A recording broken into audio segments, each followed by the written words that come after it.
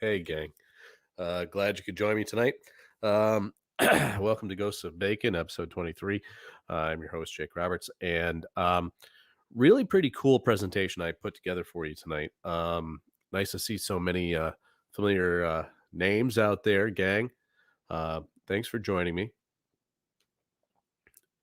And listen, gang, don't forget. Hey, thanks, Daniel. Thanks, Linda. Um, Yeah, when I look at the comments and the live chat, don't forget that if you go to StreamYard.com and register your Facebook account, a lot of you are Facebook users. Seeing a lot of you here. Um, don't forget that if you go there and register your Facebook account, I'll be able to actually see your names and comment to you in real time. Hey, St. Jean, thank you very much for coming. Sir Francis Bacon from the Beehive. All right. Thanks for coming. Um, so, so many of you, you know, pop in and join me every couple of weeks. And I really want to uh, tell you how much I appreciate you and your support. Thanks so much, gang. I really do appreciate what you do, your comments, a lot of your posts in the Ghosts of Bacon Facebook group. Uh, it means a lot. It really does. And a couple of you, I'm going to be giving you some shout outs here in tonight's presentation of the great work you've been doing that corroborates what I do. And this is the important part, everyone. Um, is that this is an idea that is so much bigger than me and bigger than our Facebook group.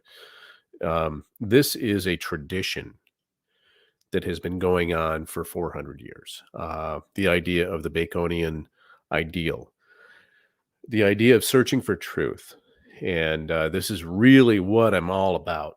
Um, so thank you for joining me tonight. Looking at our chats here. Gonna go kind of back and if you are truly interested in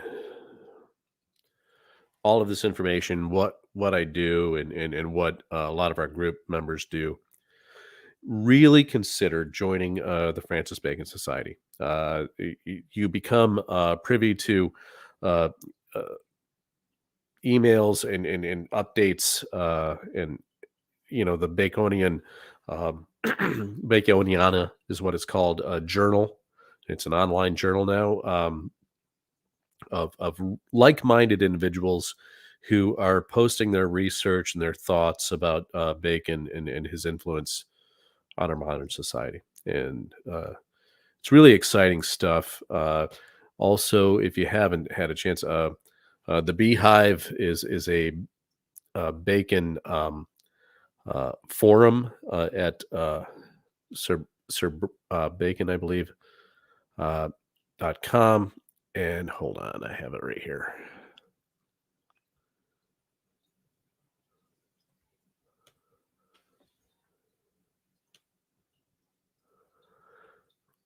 sirbacon.org, Beehive community. Um, uh, Such an amazing resource. Thank you for the invite, Lawrence. I appreciate you very much getting back to me like that. And I see, let's see, Karen, thank you for joining. Olgan, good to see you back, my friend. Always appreciate your input and your support. John Stemmer, my friend, great to see you as always. Um, so, listen, gang, tonight, what I really wanted to dig down into is this is a part of my back to basics presentations because uh, John Edwards, my good friend, pointed out to me, he's like, Jake, you do a deep dive into, these esoteric topics. And, when you get into it sometimes, for the average person, this is stuff that is hard to follow. Why not just like take a smaller chunk, take one question that you receive on a regular basis, and why not just address that question? And so that's what I've been doing here with the Back to Basics series. And so Tonight, what I want to address is the question of, okay, Jake, why ciphers? Why are they important? Why would Francis Bacon encrypt, these messages? And the idea that the questions I've received a bunch of times, and this one is predominant, is why would he encrypt a message that no one would ever receive? And that's the question I'm going to debunk tonight. He encrypted this message specifically so that we would all receive this message. He encrypted it so that myself and others just like me would decrypt it. And this is the important part. Um, I know that a lot of what I present sometimes seems complicated, and I go through it quickly. But and this is what's hard for all of us to wrap our heads around. What he did in the plaque of Shakespeare's funerary monument, the messages that he encrypted within that are not that hard to decrypt. I did it. Okay, and here's the thing. Yes, it required a lot of focused attention, a lot of time and effort, but it wasn't that hard to do. That means it was intended to be decrypted. That's the first thing. The second thing is that ciphers always contain truth. That's their purpose. Communicate a secret truth.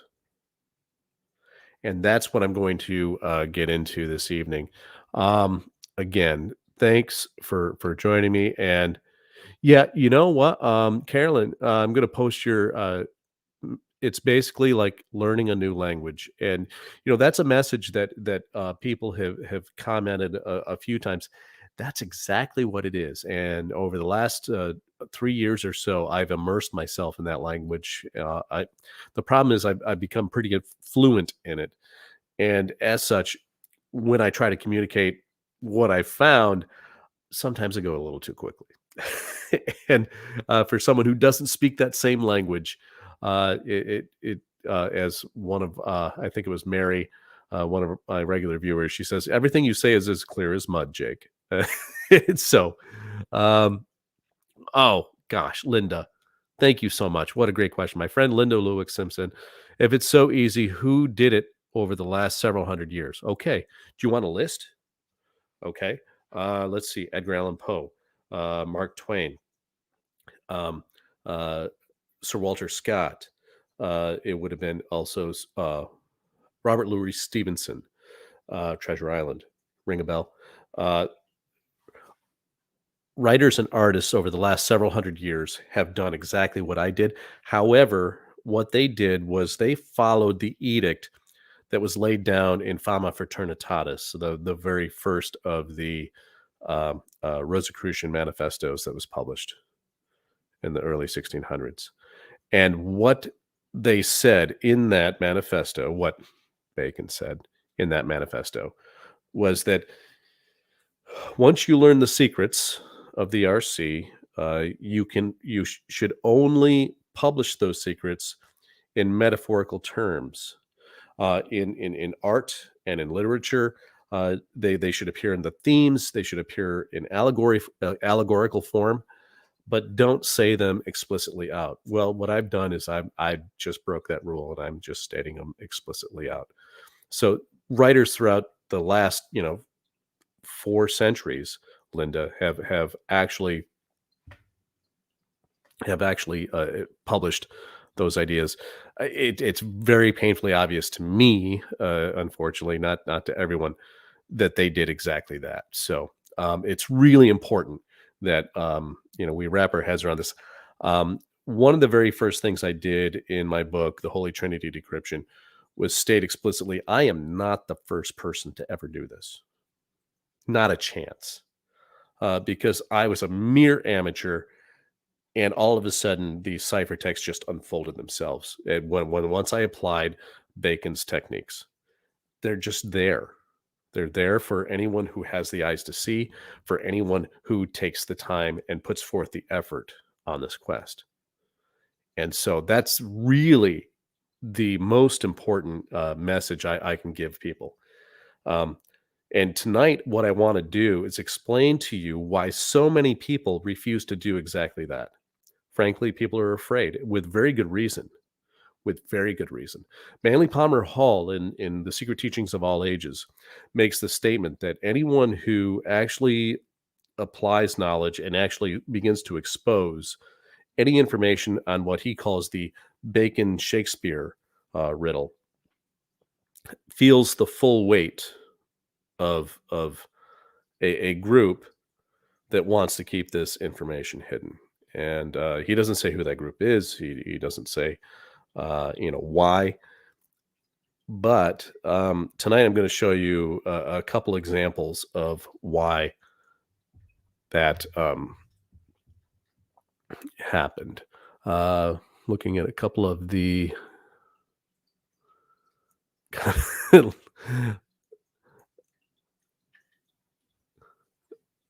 yeah, I got to put this one up. Thanks, Linda. Um, I guess I always have been, always will be. But tonight is going to make me a blacker sheep than before. So thanks for thanks for posting that. Um, Linda Simmons, trust me, your brain is going to keep up with it just fine.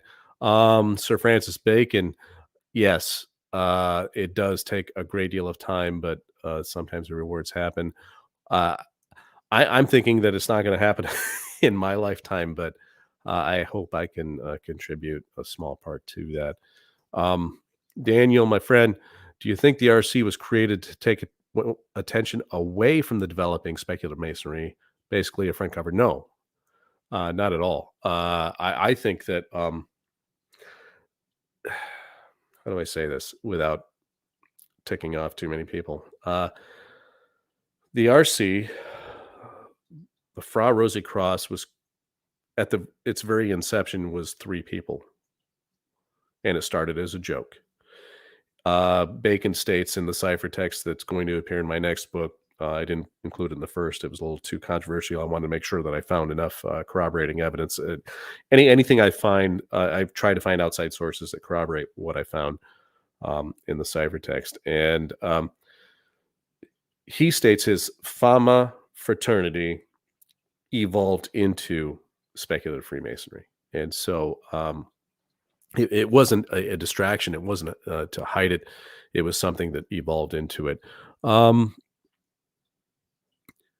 yeah, Woken One. There's just a whole tradition of literature going on there. Thanks, Linda. Uh, hey, my friend Jenny. You know what? Yeah, pizza is always a great reason to show up fashionably late. So I appreciate you very much. Thanks for coming. All right, gang. Here comes my dog and pony show. I'm just going to go ahead and share my screen with you, and let's just do the entire screen tonight. Now, here we go. All right. So the title of the presentation is "Truth About Ciphers and Truth in Ciphers."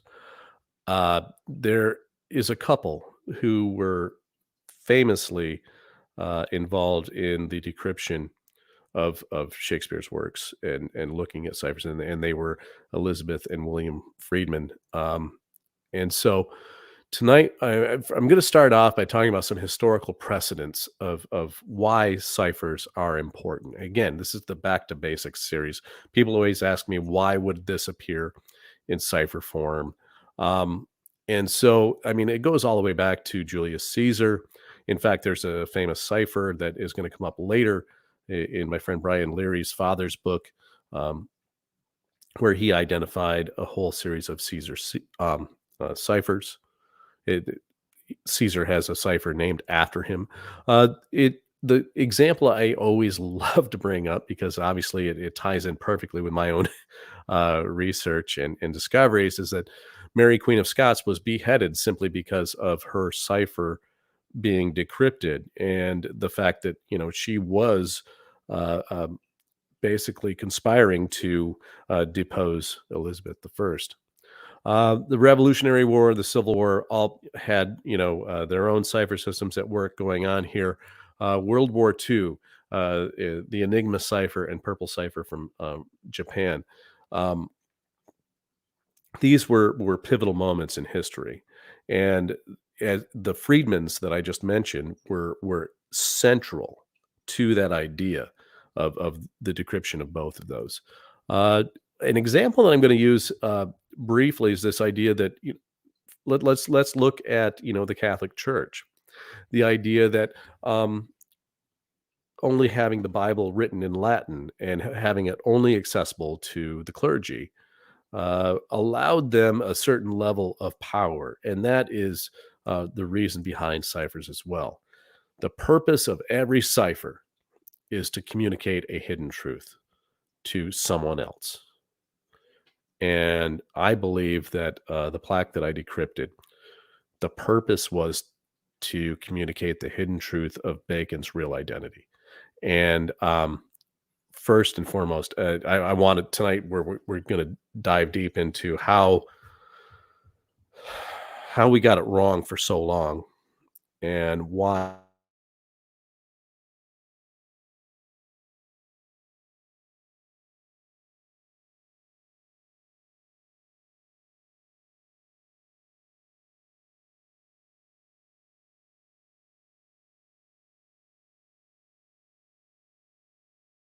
So here is another historical precedent where an artist created a sculpture. I'm thinking just like Francis Bacon created the plaque that appears on Shakespeare's funerary monument, Holy Trinity Church, as an artist, encrypted a cipher in it to record certain events.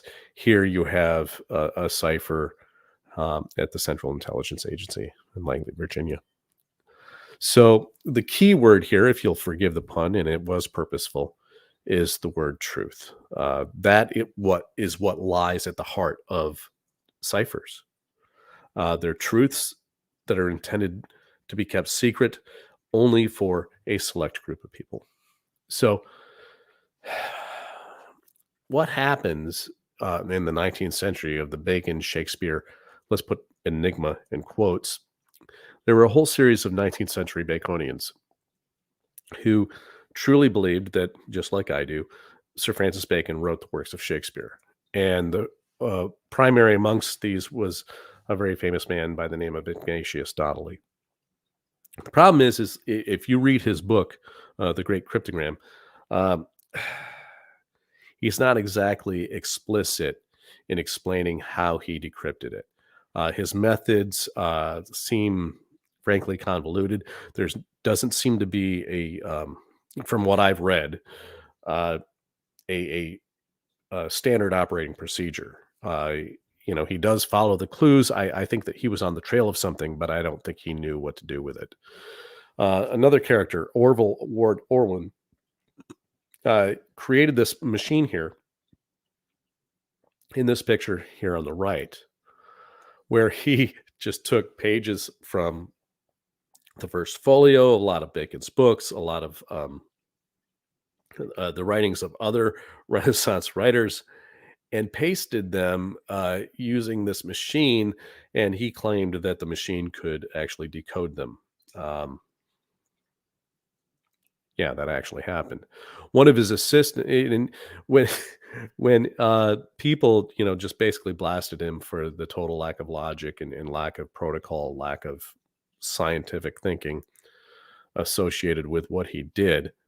Um, uh, on his deathbed, he gave this warning of, "Listen, don't try to do this because people will attack you. This was, the worst thing I ever did, et cetera, et cetera." And so I wish I had read that before I started doing what I did, but I didn't. Um, One of his assistants was Elizabeth Wells Gallup. Now, here is one of the most well-respected Baconians in Baconian history. She was one of the first people to really try to bring a systematic approach here. She was the first to apply Bacon's biliteral cipher. Those of you who don't know what that is, make sure you go back and look at my Back to Basics series, and I did a whole presentation and video on the biliteral cipher. Um, and she made a lot of claims about that as well. And so every single one of these folks claimed that Bacon wrote Shakespeare, just like I have said, I found a cipher, I decrypted it. Bacon claims he wrote Shakespeare. They all did the same thing back in the 19th century.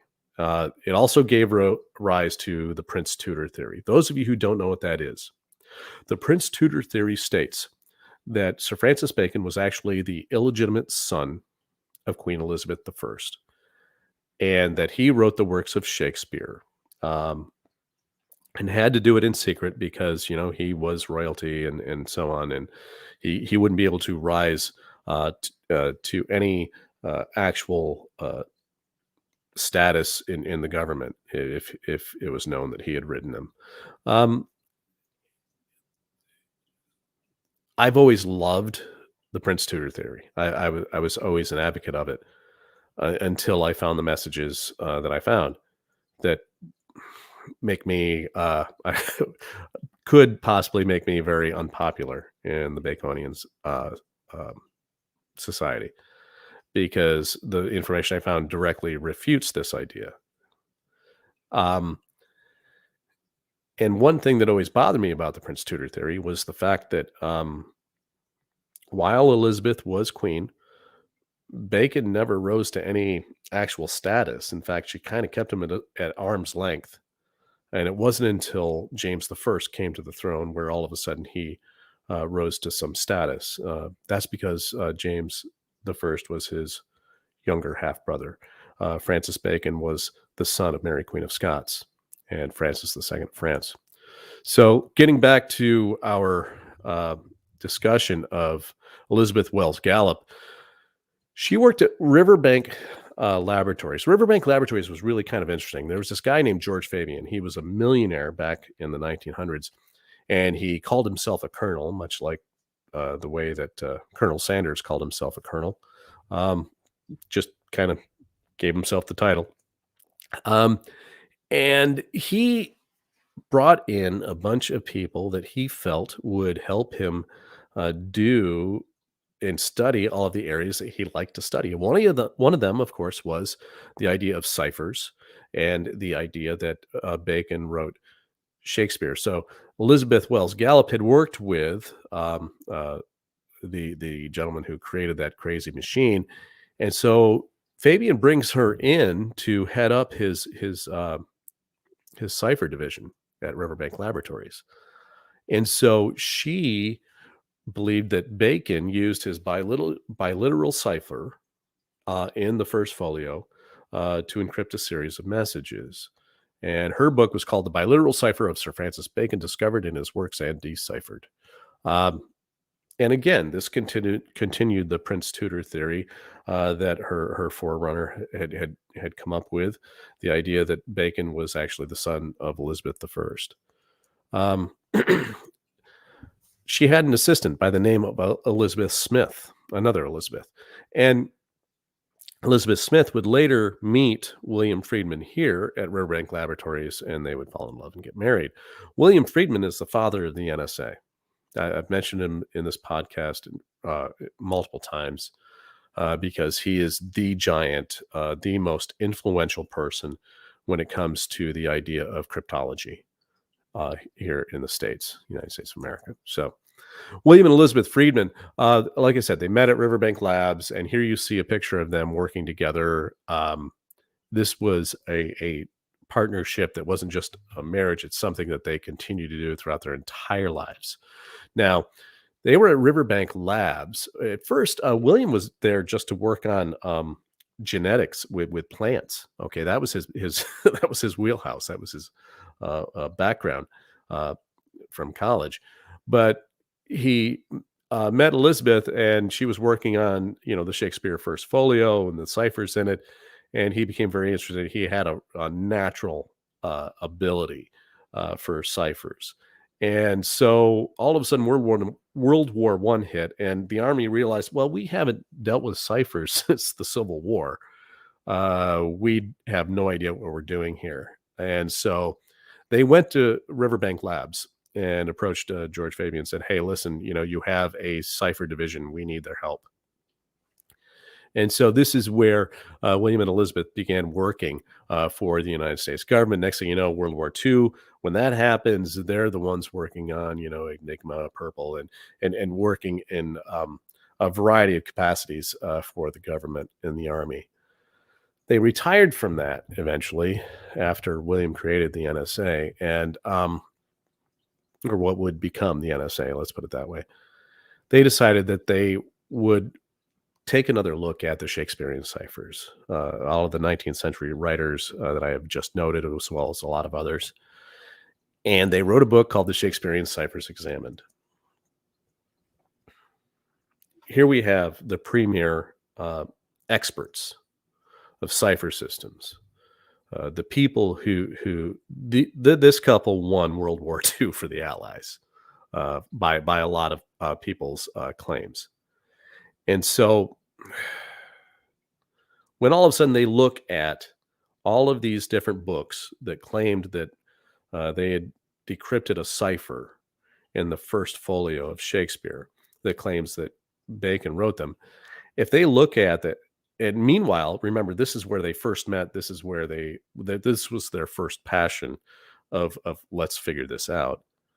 And they basically looked at every single one of these theories and said, nope, you didn't find a cipher and you didn't decrypt it. So what they debunked, though, were the claims of identifying a cipher and decrypting it.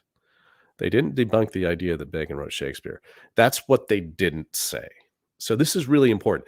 Their book is just so pinnacle and just it's really pretty humorous, but it's also, if you're a Baconian and you see them kind of just rip these people apart logically using just facts and logic, it's funny, but it makes you cringe a little bit.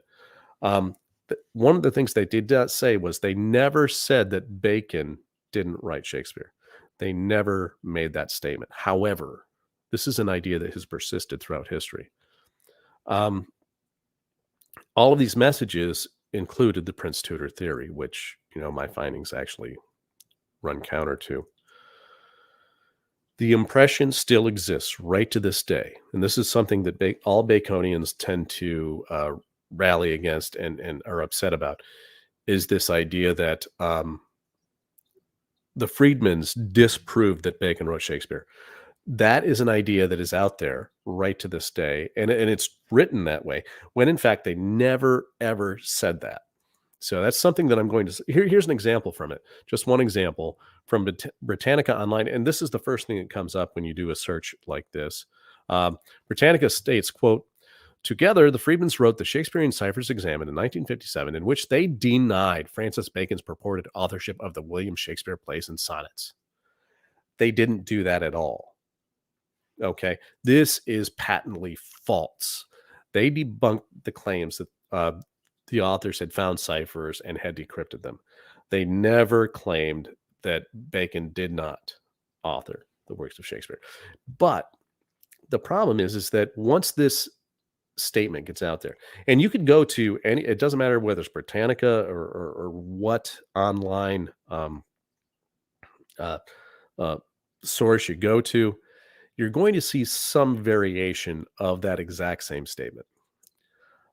So this assertion persisted in all of these sources that people just go to out of hand and say, oh, well, okay, well, that's been disproved. We can move on.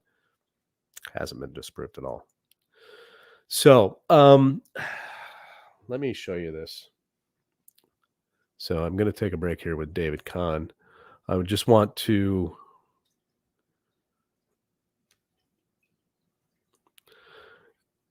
Yes, the debunkers might be debunked before long.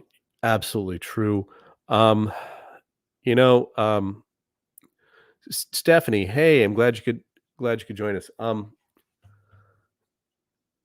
And the problem is that according to the two biggest experts of ciphers our country has ever seen, yes, uh, Gallup, according to them, was debunked. And as Sir Francis Bacon states, Elizabeth did too. As far yes, she believed in the ciphers, um, and I think that's why they revisited these theories. And we have a caveat here at the end, gang. We really do. The Friedmans were not the negative Nancys that everyone wants to paint them as. In fact, they are the ones that truly give us hope, and that's really where I want to get. Um, while Ignatius Donnelly, if you read his book and try to follow his logic, well, there isn't any. All right. Um, yes, seek the light in the rabbit hole for sure. Um, so, oh, Jenny, once again, sounds like someone trying to control the narrative. Well, if you want to see that, let's take a look at this next little tidbit here of David Kahn. This book, and I'm going to, let's see, heft it up. That's my copy here, the 1967 version. I was able to lay my hands on it. And so it's a hefty read, not going to lie. But, it's really enjoyable. There's so much information in it, but there's one chapter in it that gave me pause. So this is the seminal book when it comes to people who are interested in ciphers, okay, and code breaking. But he has an entire chapter that is nothing less than anti-Baconian propaganda. It's called The Pathology of Cryptology. In it, he compares Baconians, and this is not just the ones who wrote books. It's not just Ignatius Donnelly. All Baconians. He compares us to inmates in an insane asylum who believe we are Napoleon, and that it doesn't matter when people bring pictures of his funeral, his proof of his death, and show it to us, we still believe we're Napoleon. That's what he compares us to. That's how bad the propaganda was. And so, in one really amazing paragraph, he compares Ignatius Donnelly to Macbeth, and Macbeth murdered logic, and like Banquo. And in reality, I would compare Ignatius Donnelly to Hamlet. Yeah, he murdered he murdered logic. I would agree with that after having read his book. The problem is that he's more like Hamlet in the sense that he killed the unseen old man behind the tapestry. The heiress, Polonius. Polonius is hiding behind the curtain. Hamlet thinks it's actually his uncle, and he kills him. He apologizes to his friend Polonius's son, Laertes, and says, "Listen, it's as if I shot an arrow over the rooftop of a house and injured my brother. Um, he didn't mean to do it." I think that Ignatius Donnelly was naive in that sense. I don't think that, I think that he was just so adamant that he found what he wanted to find, and through confirmation bias. That's my own personal opinion. But yet, what does Kahn do throughout this entire chapter? He employs what are called logical fallacies. Now, this is my wheelhouse. This is what I do for a living. I teach people rhetoric.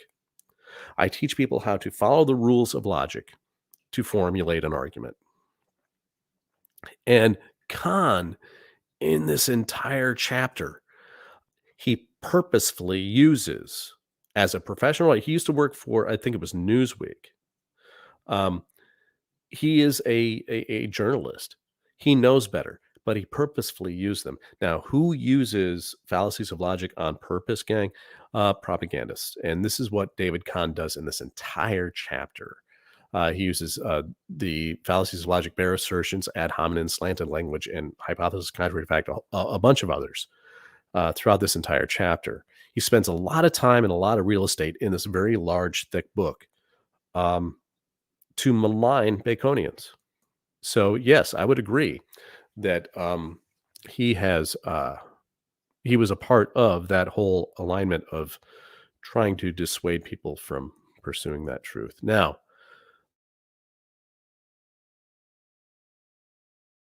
this book,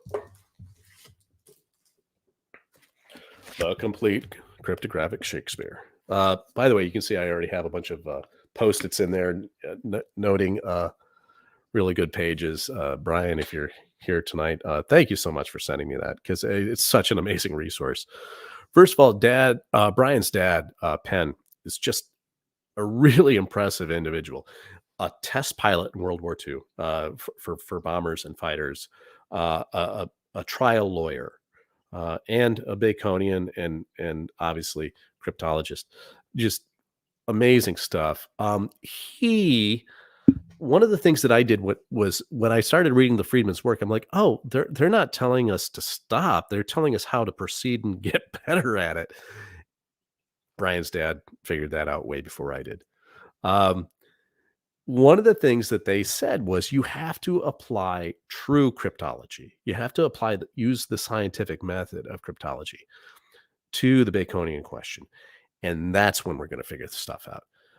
They wrote, it is with relief that because they were talking about, there's a long passage where they say, well, the historical information, it can go either way.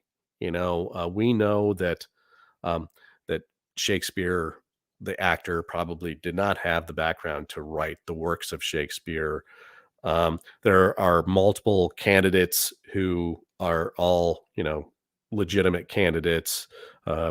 Yes, Daniel, I'll say it, De Vere, uh, amongst others, and Bacon, obviously, that my work actually says did do it. Um, so after all of that, they say it is with relief, because it can go either way. It is with relief we return to the more certain ground of cryptology, where, if properly handled, it is a matter on which great things are decided. I'm going to read that again. It is with relief that we return to the more certain ground of cryptology. So, cryptology is a certain ground as a science, where, if properly handled, the scientific method, it is a matter on which great things are decided. Great things like the fact that Bacon wrote Shakespeare. Mr. Leary writes, he says, what the Friedmans do object to. He doesn't say that they object to the idea that Bacon wrote Shakespeare. He's saying what the Friedmans do object to are claims for cipher in the Shakespeare works that where none can be proven in a scientific manner. And that's exactly what they did. However, Britannica Online and David Kahn have overblown the case of what they claim the Friedmans did. They didn't do that at all. They just proved that, look, if you're going to do this, do it in a scientific way. So here's Mr. Leary. Let's talk about some real decryption efforts here. And we have to pay attention to the Friedman's admonition of that we have to apply science here. We have to use true cryptographic techniques and apply them using Baconian ciphers and see what we can find. Now, what does this say about the Prince Tutor theory? And this is the part that makes me unpopular. Well, the Friedmans say, well, if we're going to be using these cipher decryptions that they debunked as evidence for the Prince Tutor theory, well, sorry, we have to say that we don't have evidence for that. Now, to my friends who are Prince Tutor theorists and myself, who was one until I found what I found, I have to say this. All of the evidence, all of the historical evidence that people have used to support the Prince Tutor theory, all of the circumstantial evidence also supports what I believe, what I know now is the fact that Mary Queen of Scots was Francis Bacon's mother. So I think that at a certain point we have to kind of let this go. And like I said, I know that that's not a popular position to take. So, Mr. Leary, he really delved into Caesar ciphers, and that's what uh, he gets into here in his book. Gang, if you are interested in the Baconian authorship question and ciphers, this book is such a good read. I can't recommend it enough. Such good stuff. So he looks at the works of Shakespeare, um, and he also outlines the rules the Friedmans put forward here. They actually say, "Hey, listen, if you're going to do this, here's how you do it." They've laid out the rules for us, and so that's the caveat. Yes, they may have gone through and said a bunch of people did some really shoddy work, and I'm sorry, but if you look at Case Owens' work, it's laughable in a modern sense. And so did they did Donnelly, did uh, Gallup in particular, did they find or were they on the hunt of an actual cipher? I think so. I just think that they didn't know what to do next. One of the things that I've been doing, my own work, the Holy Trinity Decryption, the hidden autobiography of Sir Francis Bacon, my book, I tried to adhere to a standard operating procedure of cryptological techniques. That's it. I followed the clues where they led me, even when they led me into a direction where I didn't want to go, or wasn't looking for that kind of information. I just followed the clues and just followed the method, and it worked. I think that we need to do that. That's what I did with the plaque of the funerary monument of Shakespeare. So both my book and Mr. Leary's book are very, very transparent about here are the methods we used. Okay. Let's apply logic. Let's apply a scientific method here and see what we can really find. And that's what I really love about his book is that and Brian, if you're listening live tonight, and this is what you and I talked about. I mean, gang, the first time that Brian and I talked on Zoom, gosh, I think we talked for over an hour. We just really hit it off, and I think that's why your dad and I definitely would have hit it off too, because we both really kind of embraced the idea of like, look, let's use the scientific method. Let's use Bacon's um, idea of his inductive reasoning, first of all, and let's just be transparent about how we did this. And I think that's one of the things I love most about your dad's book. So moving forward, one of the things that I'm really excited about, and I keep talking about this, every time I do this podcast, every other week, um, is the idea of independent corroboration. Other people using some of these same methods and seeing what they can find in different ways. And right now, there are a handful of people who are doing it in the Ghosts of Bacon group. Jason Mercer, big shout out to you, my friend. That top image is from him. He sent me. I wish I had time to go into it and explain it of how he found yet another Bacon pentagram and the significance of the angles within it and how they are actually cipher signatures and so on. Just amazing work that he's doing. My buddy across the pond there, William Russell in England. Thanks, my friend. He's been really diving deeply into the King James version of the Bible, along with obviously our friend John Edwards, who always amazes us with some really great information. Um, and so, these guys are really kind of diving deeply into this stuff and finding things that numbers in particular that corroborate my findings. And so this is really, really gratifying. And I hope that more people kind of dive in. I joined the Francis Bacon Society, and this is just what an amazing organization, gang. Like I said, if you are interested in the Baconian question, I urge you to reach out and join the Francis Bacon Society. Go to their website. Um, it's such an amazing resource. Most recently, I want to give a shout out to Lawrence Gerald of sirbacon.org.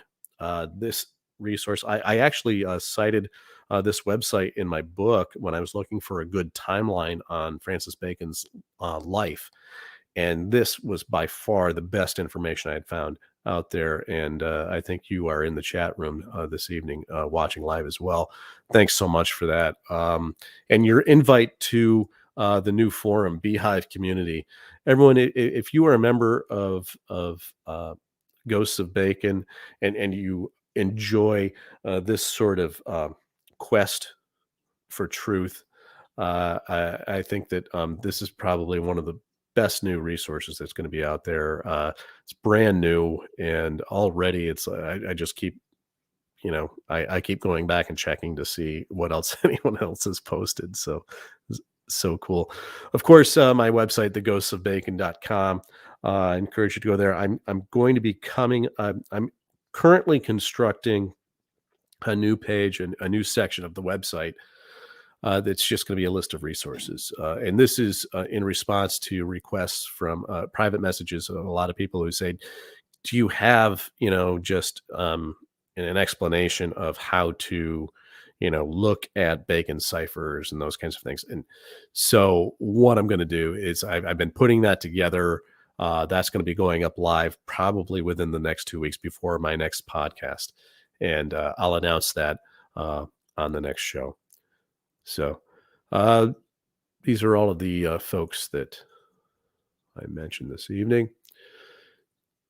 So going back to the chat. Oh, you're very welcome. Baconian Forum for Baconians. Yes, sir. 100%.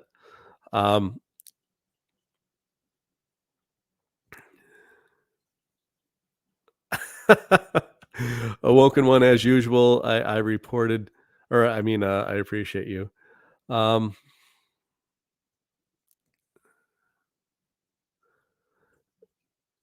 Oh, okay. I love this stuff.